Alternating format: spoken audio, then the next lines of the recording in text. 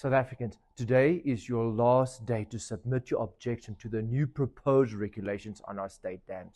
And we from the Democratic Alliance want to urge you to submit that objection today.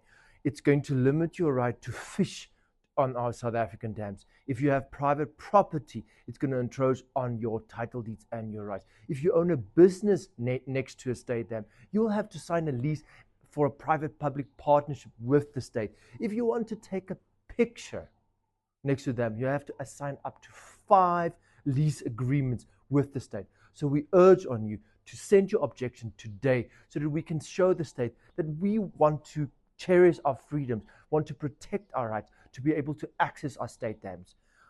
How to do so is in the description. All that you do is you send your objection to the Department of Water and Sanitation. Make sure that you CC me, Igor Skerkogel, in that email so that we can hold them accountable when they come to Parliament, so that we can oppose this and ensure your right to our state dams.